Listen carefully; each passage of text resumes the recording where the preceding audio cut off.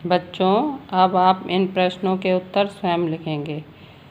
पहला प्रश्न है, उपसर्ग किसे कहते हैं? उदाहरण देकर स्पष्ट करें। दूसरा प्रश्न है, उपसर्ग की क्या विशेषताएं हैं? और तीसरा प्रश्न है, उपसर्ग मूल रूप से कितने प्रकार के होते हैं? उदाहरण सहित बताओ। इन तीनों प्रश्नों के उत्तर हमने वीडियो समझाते हुए बताए हैं।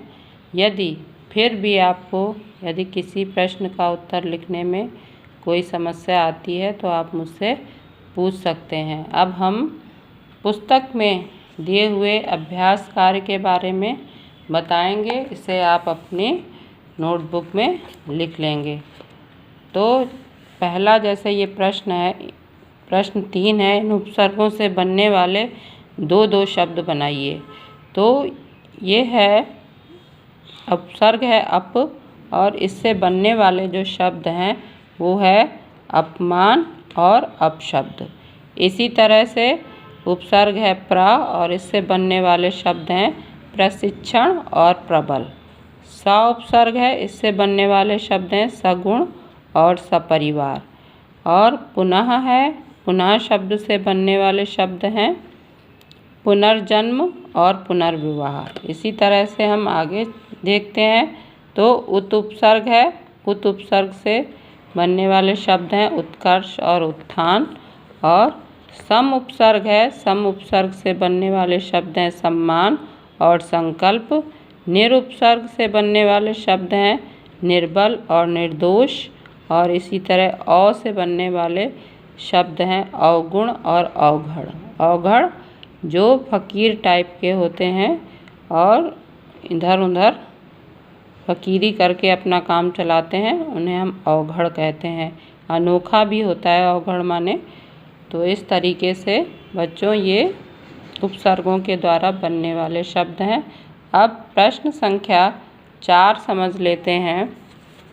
प्रश्न संख्या 4 में हमें शब्दों को अलग अलग करना है, और ये निम्न शब्दों में से हिंदी, संस्कृत और उर्दू के उपसर्गों से बने शब्दों को अलग अलग करना है।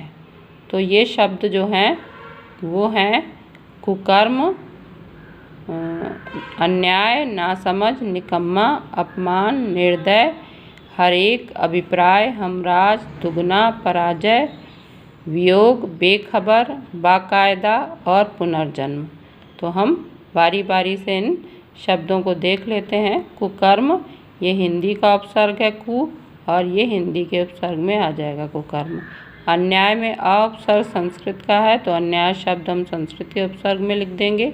नासमझ, ना उपसर्ग उर्दू का है, तो नासमझ शब्द उर्दू में आ जाएगा। इसी तरीके से निकम्मा शब्द आया है अगला। नी उपसर्ग जो है वो हिंदी का है, तो निकम्मा शब्द हमने हिंदी में लिख दिया। अप उपसर्ग संस्कृत का है, तो अपमान शब्द जो है वो संस्कृत में आ गया। उसके बाद निर्दय शब्द में निरुपसर्ग जो है वो हिंदी का है, इसलिए निर्दय शब्द हिंदी में आ जाएगा। हरेक में हर उपसर्ग जो है वो उर्दू का है, तो हरेक, हर रोज, इस तरह से जो शब्द होते हैं वो उर्दू में आते हैं। अभिप्राय में अभि उपसर्ग संस्कृत का है, तो अभिप्राय शब्द हम संस्कृत में लिख देंगे। हमराज में हम शब्द जो है वो उर्दू का है, तो हमराज शब्द को हम उर्दू में लिख देंगे। दुगना में दु उपसर्ग हिंदी का है, तो दुगना शब्द हिंदी में आ जाएगा। पराजय में परा उपसर्ग संस्कृत का है, तो पराजय शब्द संस्कृत में लिख देंगे। और उसके बाद वियोग में वि उपसर्ग जो है वो हिंदी का है, तो वियोग शब्द हिंदी में आ जाएगा।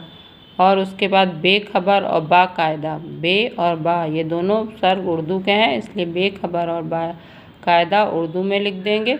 उसके बाद पुनर्जन्म शब्द आया है, जो कि हमारा संस्कृत का पुनः शब्द है, और उससे बनने वाला शब्द पुनर्जन्म, और इस तरह से इसे हम संस्कृत में लिख देंगे। बच्चों, अब आपको ये दोनों अभ्यास कार्य समझ में आ गए होंगे। इसे आप अपनी नोटबुक में अवश्य लिखिएगा। धन्यवाद।